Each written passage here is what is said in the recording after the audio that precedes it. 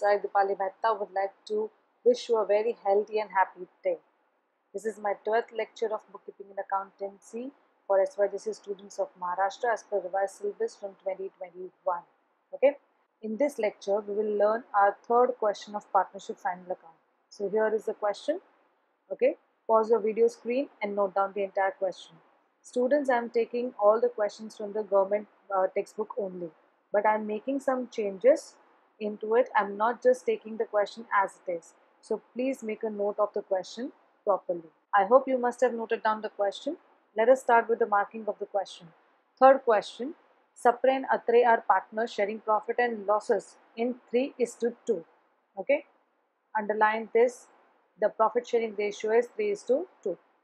From the following trial balance and adjustment, prepare trading account and profit and loss account for the year ended 31st March 2019 and the balance sheet as on that date. Okay. Now again we have to see which method is this. Okay. Fluctuating or a fixed capital method. So look at on the debit side, there is no current account balance is given. And look at on the credit balance also, there are no current account balances are given. Okay. So that means it is a fluctuating capital method. So we are going to prepare trading account, profit and loss account, partners capital account and balance sheet. Okay. Now let us start with the marking of the trial balance. First is sundry debtors. Sundry debtors कहाँ पे जाएगा? Asset. Okay. Next is purchases. Purchases कहाँ पे जाएगा? Trading account, debit side. Then returns. ये कौन सा returns है? Whenever the returns given on the debit side is sales return. So less from sales. So put one tick mark on sales. Sales पे tick mark एक dot कर दीजिए या whatever sign you want to do it, you can do it. Okay. Then opening stock. Opening stock कहाँ पे जाएगा? Trading account, debit side. Land and building हमारा क्या है? Asset. Carriage, only carriage word is given, so ये कहाँ पे जाएगा? Trading account, debit side. Okay. Then rent, rates and taxes, this is office expenses, तो कहाँ पे जाएगा? Profit and loss account, debit side. Drawings दिया है, तो ड्रॉइंग्स क्या हो जाएगा? कहाँ पे ट्रांसफर होगा? ये partners capital account, debit side, because partners are the debit the receivers. So PCD दोनों में जाएगा. ठीक है. सैलरीज, सैलरीज कहाँ पे जाएगा? Profit and loss account, debit side. But there is an hidden adjustment, यहाँ पे लिखा है 8 months. Okay. And we prepare a final account for the 12 months. मतलब वो पूरा रिजल्ट हमारा कितने मंथ्स का होना चाहिए? 12 months का होना चाहिए. सो that means 4 months is outstanding. So outstanding है तो पहला इफेक्ट कहाँ पे जाएगा? Add to expenses, यानी सैलरीज में ही क्या हो जाएगा? Add हो जाएगा. And second effect will be in the liabilities. Okay, because outstanding expenses है, payable है. I'll put one dot over here. Okay. वैसे भी हम hidden adjustment तो simultaneously ही कर देते हैं, but then to just make a note of it. Provident fund contribution. ये 9th वीडियो में मैंने आपको स्पेशल इंपॉर्टेंट टेबल में करवाया था कि अगर ट्रायल बैलेंस में ये चीज़ें दी हैं तो कहाँ जाएगी. Provident fund contribution is an expense for the company, तो कहाँ पे जाएगा? Profit and loss account, debit side. यानी कि प्रोविडेंट फंड में जो कंपनी यानी कि जो फर्म है वो अपनी तरफ से जो एम्प्लॉयज़ के फंड में पैसा डालती है उसे बोलते हैं provident fund contribution. Then bad debts, PD formula ये तो हमें पता है. देन मशीनरी, मशीनरी कहाँ पे जाएगा? एसेट. तो यहाँ पे कुछ हमें इंफॉर्मेशन दी है. Addition on 1 October 2018 10,000. अब इसका मतलब क्या समझना है? 25 + 10? नो. ओके. यहाँ पे हमें बोला है कि एडिशन ऑन 1 October 2018, यानी ये एडिशन हो चुका है ऑलरेडी.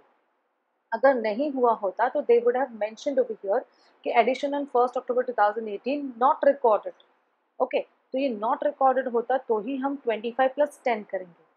अब इसका यहाँ पे मतलब होता है कि 25 में ये 10,000 इंक्लूसिव है.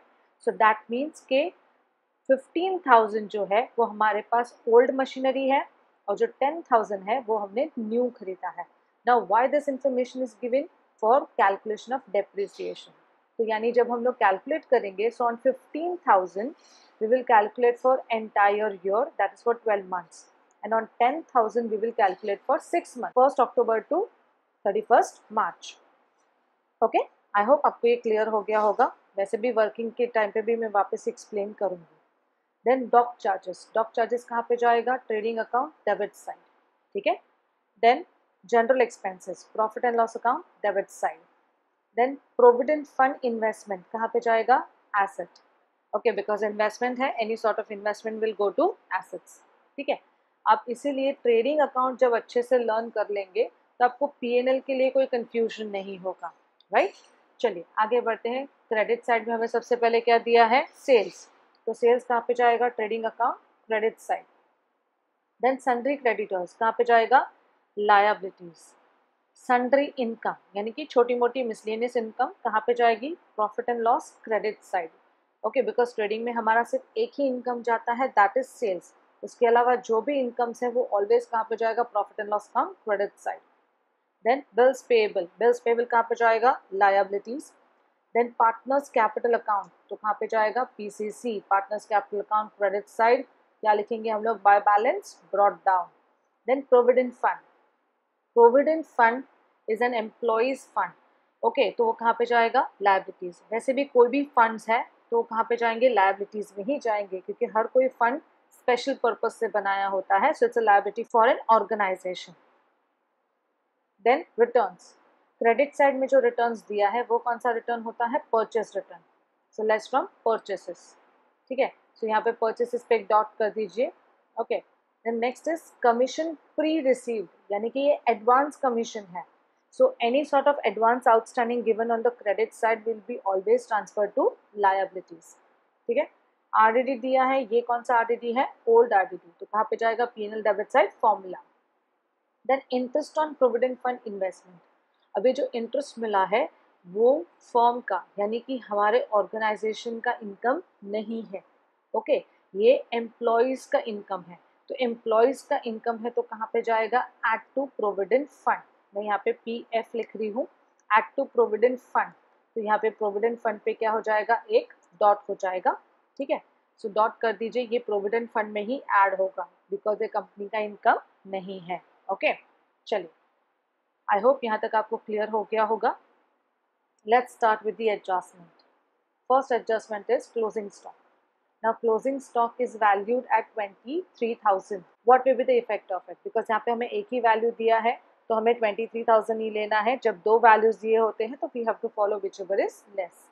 देन तो पहला इफेक्ट कहाँ पे जाएगा, ट्रेडिंग अकाउंट क्रेडिट साइड और बैलेंस शीट एसेट साइड, ठीक है। उसके बाद हमें क्या दिया है, depreciate land and building @ 5% and machinery at 10%। Depreciation है तो पहला इफेक्ट कहाँ पे जाएगा, लेस फ्रॉम एसेट्स, तो लेस फ्रॉम एसेट। और सेकेंड इफेक्ट कहाँ पे जाएगा, पीएनएल डेबिट साइड, ठीक है। ये एडजस्टमेंट हम लोग मेजॉरिटी सम्स में कर चुके हैं। Then create provision for bad and doubtful debts at 5% on sundry debtors and write off ₹1,000 for bad debts. अब यहाँ पे सीक्वेंस उल्टा दिया है, पहले हमें प्रोविजन फॉर बैड डेट्स यानी क्या है, न्यू आरडीडी दिया है, और फिर हमें बोला है कि right of ₹1,000 for bad debts. But हमें डेटर्स पे सीक्वेंस चेंज करना नहीं है।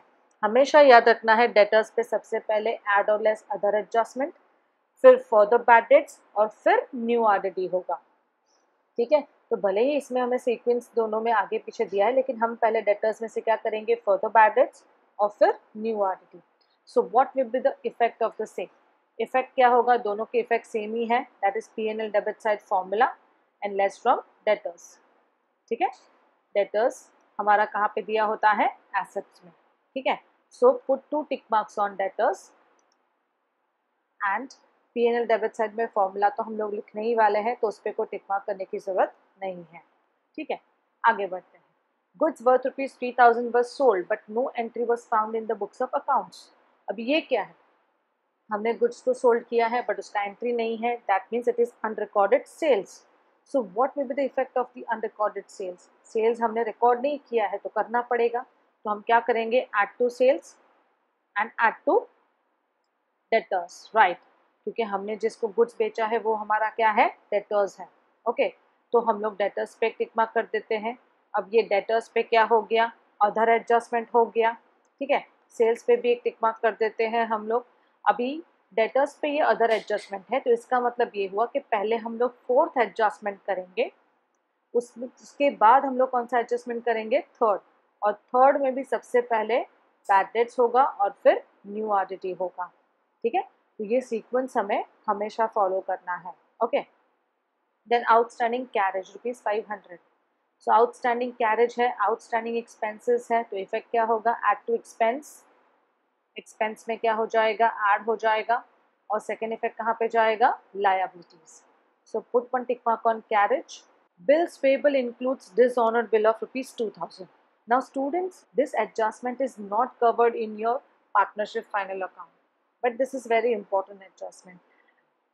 As of आप समझ सकते हो कि बिल्स रिसीवेबल का जो डिसऑनर का ट्रांजैक्शन है उसका उल्टा ही है, लेकिन एक बार अगर हमने प्रैक्टिस किया होगा तभी हमारे ध्यान में रहेगा. सो फॉर दैट रीजन मैंने ये यहाँ पे इंक्लूड किया है. अदरवाइज आप आपके टेक्स्ट बुक में देखोगे तो ये एडजस्टमेंट कहीं पे भी इंक्लूड किया नहीं है. Then bills payable includes dishonoured bill of rupees 2000. Bill cancelled हो गया तो उसका इफेक्ट क्या होगा. ओके, बिल्स रिसीवेबल डिसऑनर का इफेक्ट याद करो तो वैसे ही यहाँ पे है. ठीक है, तो लेस फ्रॉम क्या हो जाएगा, बिल्स पेबल. बिल्स पेबल में से माइनस हो जाएगा. ओके, और सेकेंड इफेक्ट कहाँ पे जाएगा उसका, एड टू क्रेडिटर्स. हम बिल्स रिसीवेबल डिसऑनर का इफेक्ट क्या करते हैं, less from bills receivable and add to debtors. तो वैसे ही बिल्स पेबल होगा तो बिल्स पेबल माइनस हो जाएगा.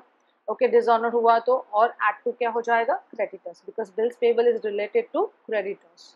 ठीक है, आप एग्जैक्टली ऐसे ही याद रख सकते हो कि बिल्स रिसीवेबल डिसऑनर का ऑपोजिट इफेक्ट्स है. ठीक है. Next, seventh adjustment, provide interest on capital and interest on drawings at the rate 10% per annum. Now interest on capital, तो कैपिटल वैल्यू हमारा कितना है, 35,000. ठीक है, अभी ये हमारा ओपनिंग बैलेंस है, हम इसे बाय बैलेंस ब्रॉट डाउन के तौर पे लिखते हैं. तो that means we have to provide interest for the entire year. Okay, तो इंटरेस्ट ऑन कैपिटल है तो interest on capital is an expense for the firm. तो प्रॉफिट एंड लॉस अकाउंट कहाँ पे जाएगा, डेबिट साइड. और पार्टनर्स कैपिटल अकाउंट कहाँ पे जाएगा, क्रेडिट साइड. ठीक है, बिकॉज पार्टनर्स का कैपिटल का वैल्यू क्या हो जाएगा, बढ़ जाएगा, तो इसलिए क्रेडिट साइड में इफेक्ट जाएगा. ठीक है. Now interest on drawings at the rate 10%, ये भी जो ट्रांजैक्शन है वो भी कहीं पे भी आपको पार्टनरशिप फाइनल अकाउंट के क्वेश्चंस में लिया नहीं है ये ट्रांजैक्शन, लेकिन ये भी बहुत इंपॉर्टेंट ट्रांजैक्शन है, right. So I have included over here. Now interest on drawings at the rate 10% per annum. सो हमारा ड्रॉइंग्स जो है वो कितना है, 3000 एंड 2000. नाउ important पॉइंट में मैंने आपको बताया था कि whenever we will calculate interest on drawings, first we have to see the date. If the date is not given, we have to always calculate for the proportionate period, that is for 6 months. Okay, तो यहाँ पे भी ये trial balance में हमें दिया हुआ है और कहीं पे भी डेट नहीं दिया है. So we will calculate for 6 months. अब इसका इफेक्ट क्या होगा, इंटरेस्ट ऑन कैपिटल का एग्जैक्टली ऑपोजिट इफेक्ट होगा. ठीक है, पार्टनर्स कैपिटल में कहाँ पे जाएगा, डेबिट साइड, क्योंकि पार्टनर्स की कैपिटल की वैल्यू क्या होगी, कम. ओके, और दूसरा इफेक्ट कहाँ पे जाएगा, profit and loss account, credit side, because अभी ये ऑर्गेनाइजेशन के लिए, फॉर्म के लिए क्या है, इनकम है. समझ में आया, इज दैट क्लियर. ठीक है, आई होप यहाँ तक आपको मार्किंग क्वेश्चन का समझ में आया होगा. Late us start with the format. So make a format in your notebook. On the top right in the books of Sapre and Atre and debit credit trading account for the year ended 31st March 2019, particulars, amount rupees, particulars, amount rupees. Now in advance I have just made a totals line. You are not supposed to do this because मुझे ये फिर बाद में lines draw करने में थोड़ा difficulty होता है. So I have just made it in advance. Okay, so like this you just make a profit and loss account, debit credit profit and loss account for the year ended 31st March 2019, partners capital account, Sapre amount, Atre amount. Okay, write the name of the partners in the column. Then balance sheet as on 31st March 2019. Let us start with the posting of the trial balance. First, sundry debtors is given. So write on the asset side sundry debtors.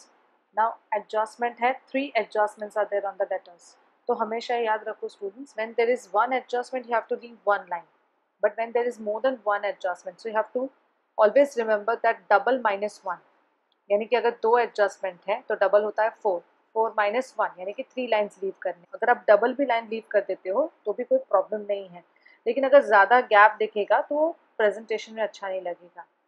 कहीं आपको लगता है कि बहुत बड़ा उसमें लिखना पड़ेगा and you need a line, then you leave extra line. Okay, but आपको पता है कि वो 3 लाइन में हो जाएगा.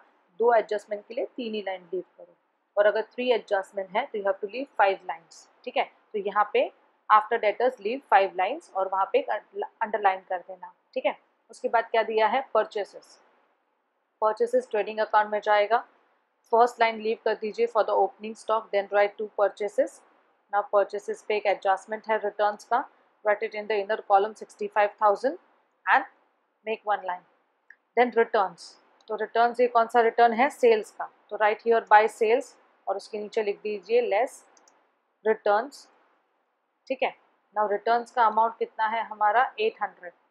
Now do remember that there is one more adjustment on sales. तो आई नीड रिटर्न्स को गिन के मुझे 3 लाइन चाहिए. तो रिटर्न का है तो 1 लाइन हो गया, तो मुझे और 2 लाइन यहाँ पे लीव करने हैं. ठीक है. Then opening stock. So to opening stock. Trading account debit side outer column में जाएगा 18,000. Okay. Next is land and building. Now land and building कहाँ पे जाएगा? एसेट. यहाँ पे मुझे 5 लाइन लीव करने हैं, वो ध्यान में रखिए. ठीक है. तो उसके बाद लिखिए land and building. Now land and building पे भी एडजस्टमेंट है. So write it in the inner column. The amount is 10,000. Leave one line. Underline कर दीजिएगा 1 लाइन के बाद यहाँ पे, जैसे मैंने आपको सेल्फ असाइनमेंट के आंसर में समझाया है. ठीक है. Then carriage. तो टू कैरेज परचेसेस के बाद 1 लाइन लीव करना है. सो टू कैरेज. कैरेज पे भी एडजस्टमेंट है. Write it in the inner column 1200. Okay. Then rent rates and taxes. तो रेंट रेट्स एंड टैक्सेस कहाँ पे जाएगा? Profit and loss account debit side. अब पीएनएल में फर्स्ट लाइन लीव करना है बिकॉज वी डोंट नो कि ग्रॉस प्रॉफिट आएगा कि gross loss. So rent rates and taxes. ठीक है. Now rent rates and taxes का अमाउंट इनर आउटर कॉलम में लिखिए as there is no adjustment. 1000 outer column. Drawings. Drawings partners capital में debit side जाएगा. So write here 2 drawings. सप्रे का amount है 3000 और अतरे का अमाउंट है 2000. Then next is salaries. Now salaries जाएगा प्रॉफिट एंड लॉस अकाउंट में 2 सैलरीज और उस पर हिडन एडजस्टमेंट भी है. So write it in the inner column 3200.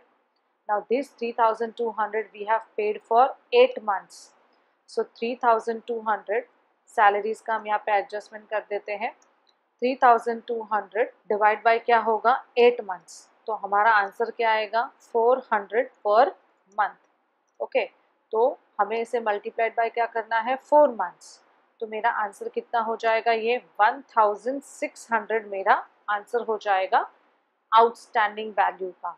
सो यहाँ पे कर दीजिए एड आउटस्टैंडिंग. ओके. 1600. सो मेरा टोटल वैल्यू आउटर कॉलम में कितना हो जाएगा? 4800.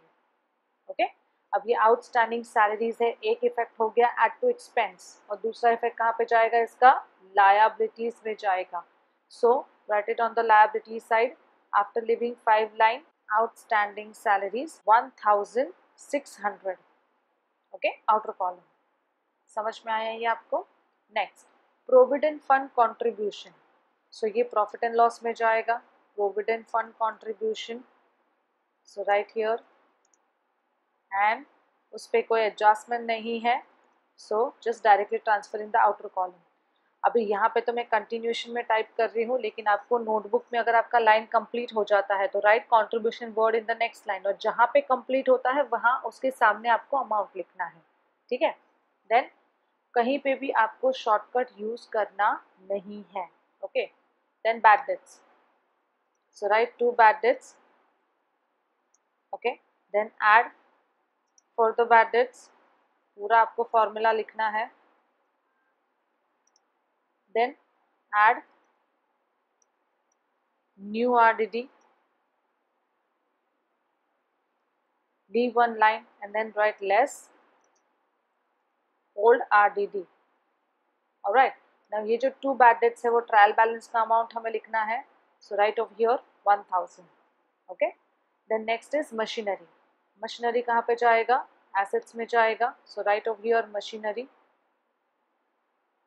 okay. इनर कॉलम में हम क्या लिखेंगे? 25,000. here in the bracket you can write addition on 1st October 18. Right.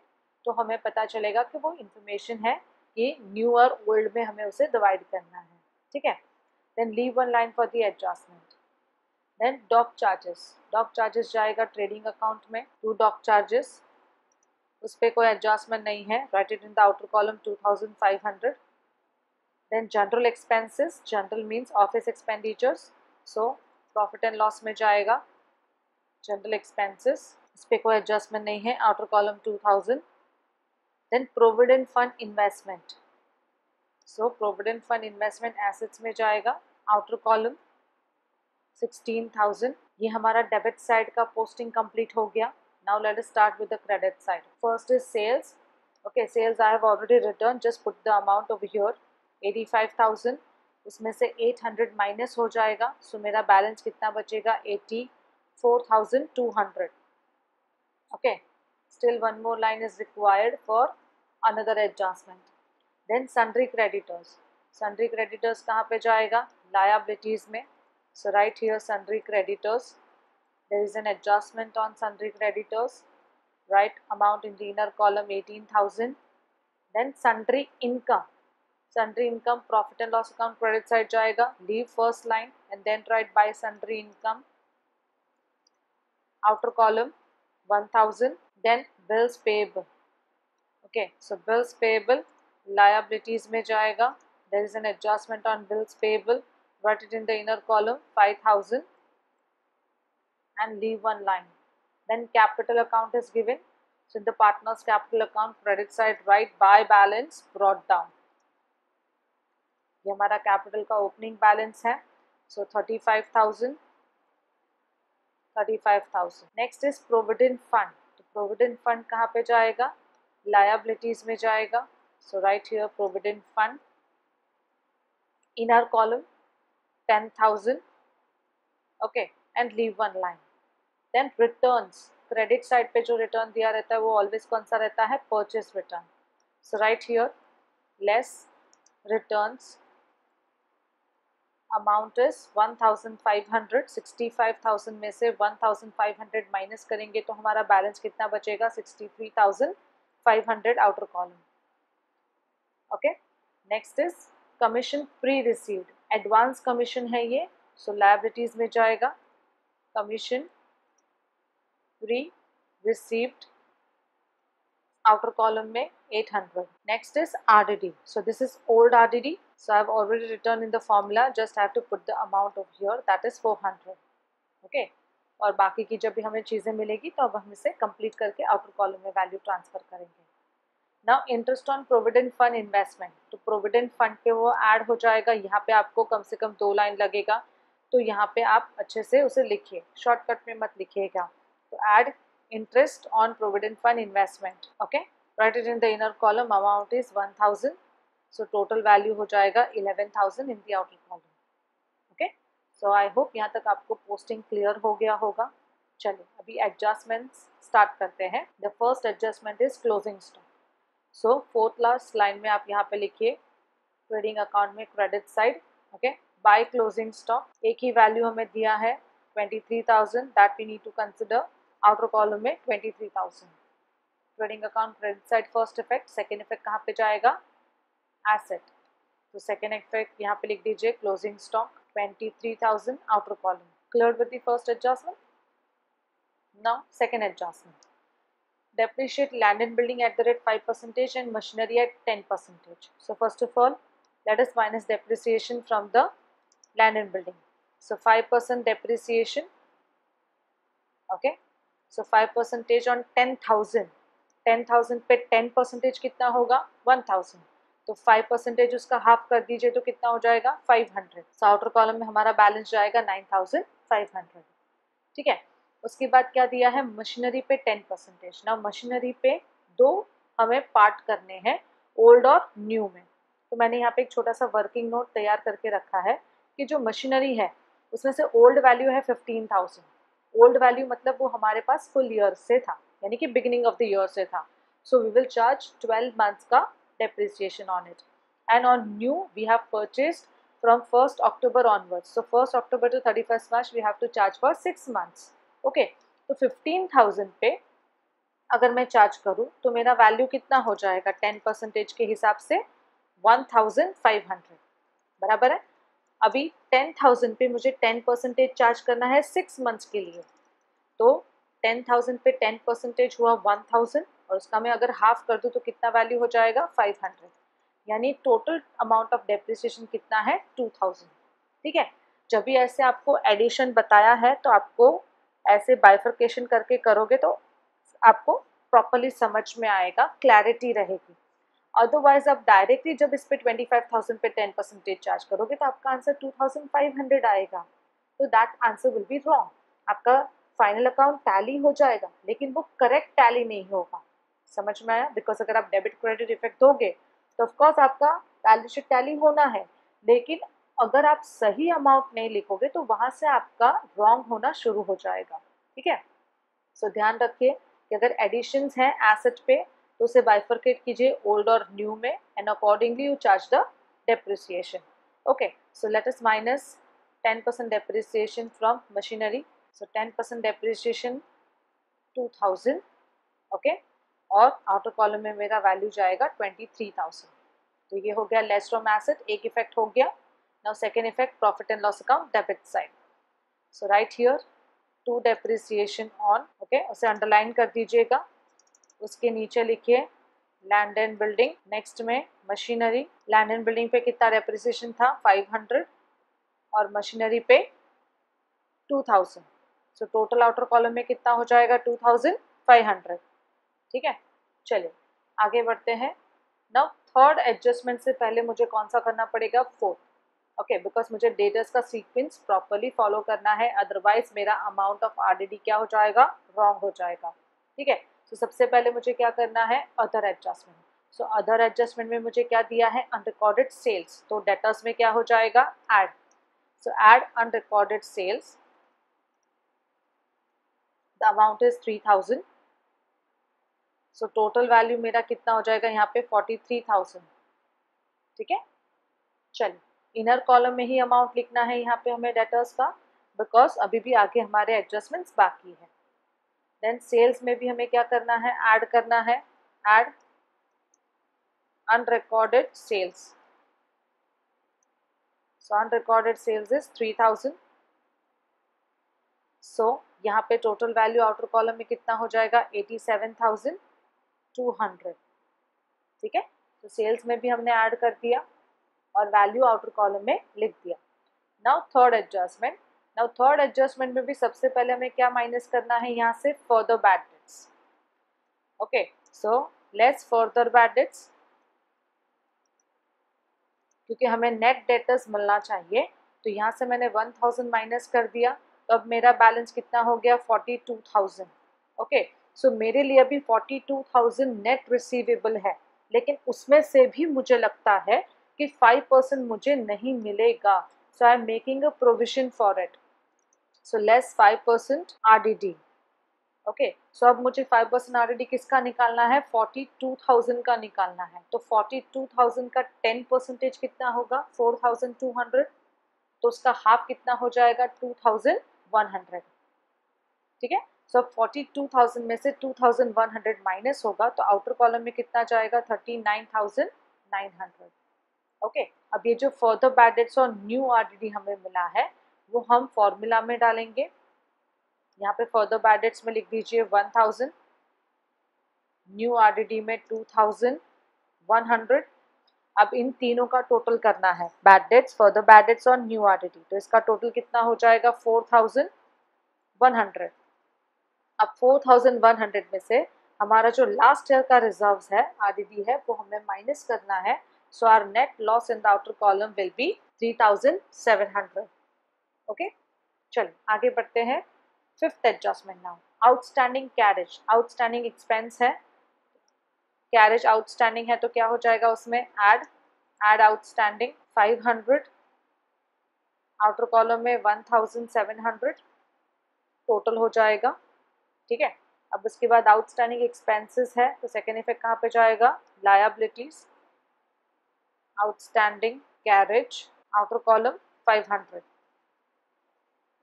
Alright, चल नेक्स्ट है bills payable includes dishonoured bill of ₹2000। Bills payable dishonoured हो गया तो लेस फ्रॉम बिल्स पेबल, तो यहाँ पे लिखो less bill dishonoured, inner column the amount of bill dishonoured is 2000, तो 5000 माइनस 2000 कितना हो जाएगा? 3000 आउटर कॉलम, और एड टू क्या हो जाएगा? वो क्रेडिटर्स।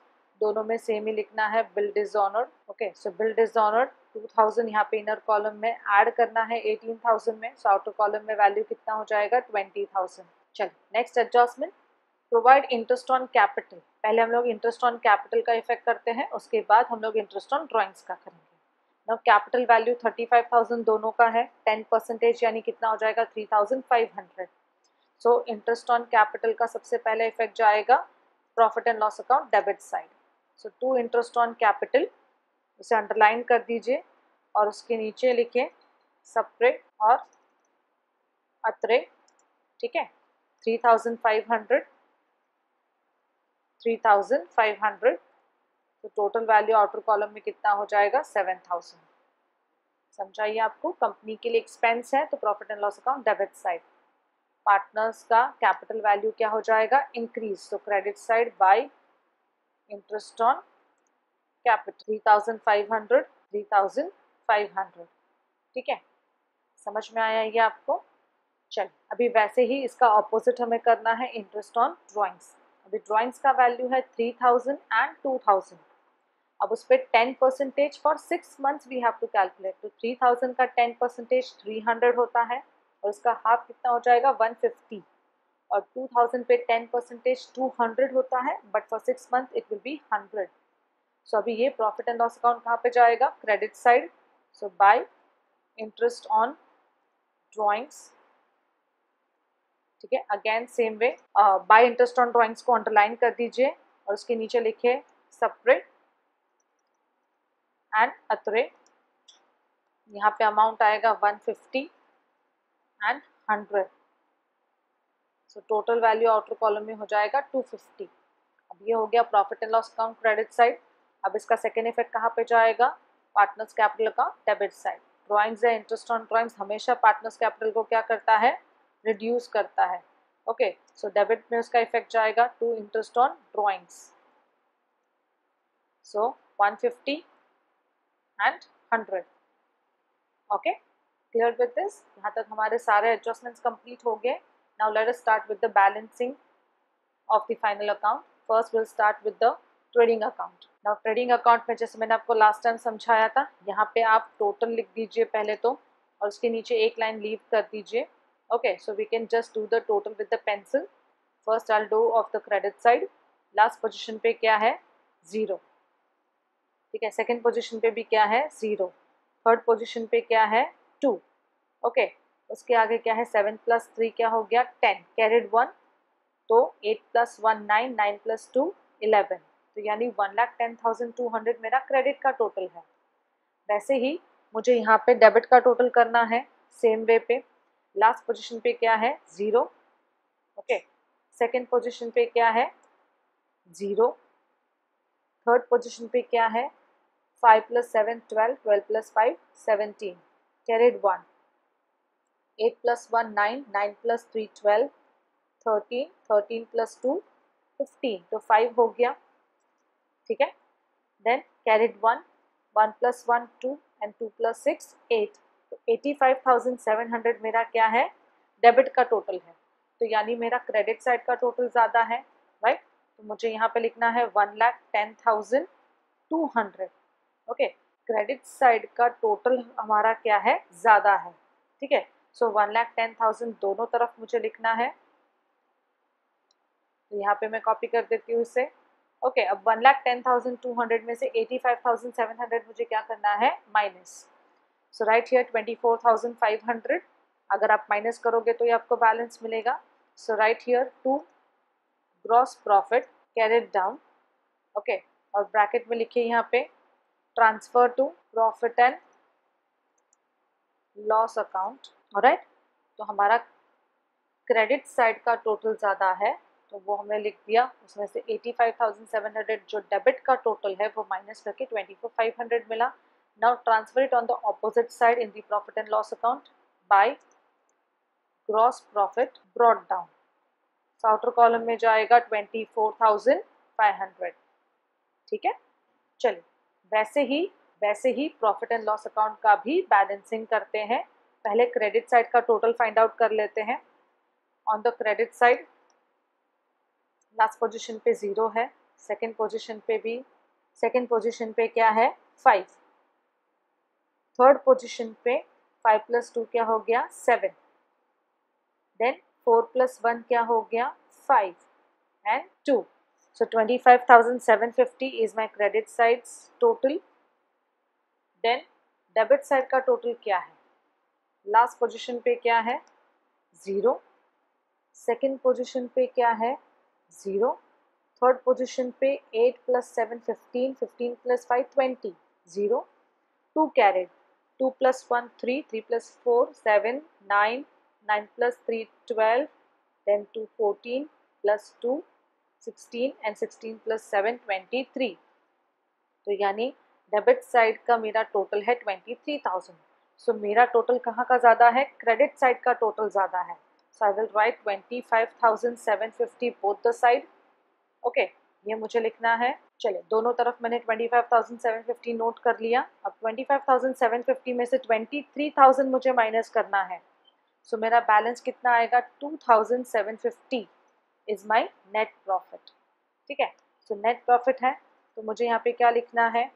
अभी आप ऐसे भी लिख सकते हो कि to partners capital account, right, because हम लोग पार्टनर्स कैपिटल में डायरेक्टली लिखते हैं by profit and loss account.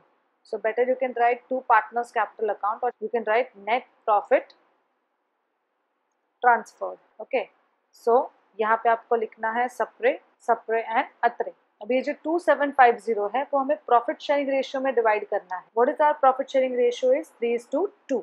अभी 3:2 में हमें 2750 को डिवाइड करना है. तो हम कैसे करेंगे? 2750 हमारा प्रॉफिट शेयरिंग रेशियो क्या है 3:2, यानी 3 + 2 कितना हो गया 5. तो पहले आप 2750 को डिवाइड बाय क्या करोगे 5 करो. सो जब आप 2750 को डिवाइड बाय 5 करोगे so you will get an answer of 550. ठीक है, तो पहले आप क्या करोगे 550 को मल्टीप्लाइड बाय क्या करो 3. ठीक है, और फिर दोबारा आप 550 को क्या करोगे मल्टीप्लाइड बाय 2, क्योंकि रेशियो दोनों का 3:2 है. ठीक है, सो यहाँ पे आप मल्टीप्लाइड बाय 2 करो तो आपका आंसर मिलेगा. सो what will be the first answer? Okay, अगर आप 550 मल्टीप्लाइड बाय 3 करते हो तो आपको आंसर क्या मिलता है 1650, और यहाँ पे आपको क्या मिलता है 1100. ऑलराइट, समझ में आया ये आपको? यानी जो भी आपको नेट प्रॉफिट मिला, रेशियो है 3:2 है, तो 3:2 को क्या करना है आपको प्लस करना है. तो 5 आंसर आया, तो पहले जो भी नेट प्रॉफिट का अमाउंट है उसे 5 से डिवाइड कर दो. जो आंसर मिलता है उसे पहले मल्टीप्लाइड बाय 3 करो और फिर मल्टीप्लाइड बाय 2 करो. You will get a distribution of your net profit. Okay, तो यहाँ पे मेंशन कर दीजिए इसे 1650, ओके, एंड 1100. ओके, सो अभी यहाँ पे ऑपोजिट साइड पे ट्रांसफर करना है तो क्या लिखेंगे? So by profit and loss account, यहाँ पे ब्रैकेट में हम क्या लिखेंगे नेट प्रॉफिट, राइट. तो यहाँ पे मैंने profit and loss account mention किया है तो यहाँ पे मैंने two partners capital account mention कर दिया है. ठीक है,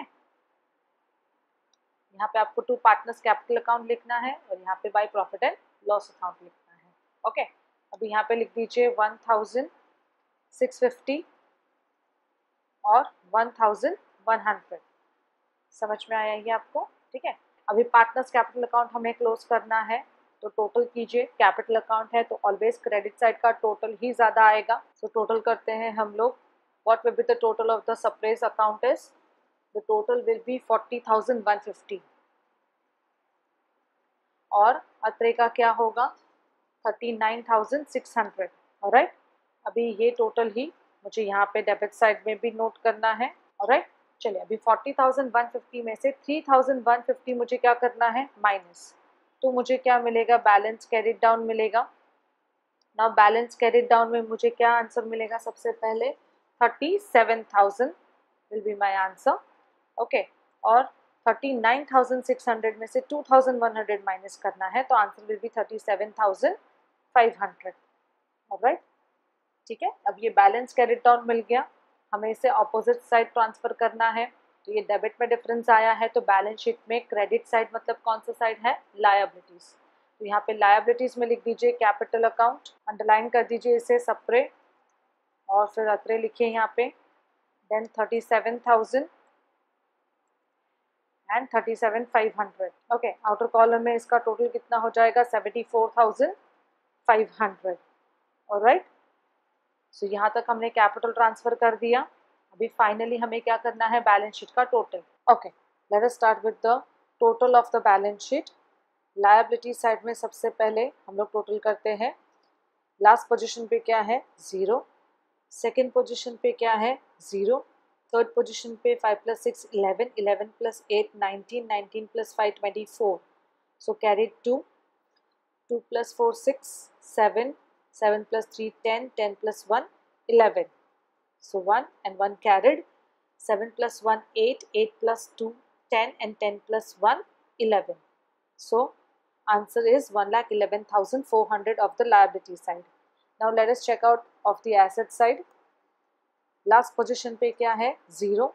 सेकेंड पोजीशन पे क्या है, 0। थर्ड पोजीशन पे 9 + 5 14, 4 carried 1.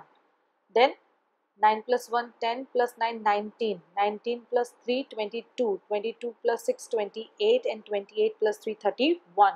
So 1 and 3 carried. 3 + 3 6, 6 + 2 8, + 1 9, and 9 + 2 11. Right. सो हमारा बैलेंस शीट क्या हो गया, टैली हो गया विद द अमाउंट ऑफ 1,11,400। ठीक है, आई होप यहाँ तक आपको समझा होगा। Still, if you have any doubt, please mention in the comment box. I will reply on that. If you still don't understand, do mention. I will take up your doubts in the next video. Okay? I am Dipali Mehta signing off. Take a very good care of yourself and your family. Bye-bye. Take care.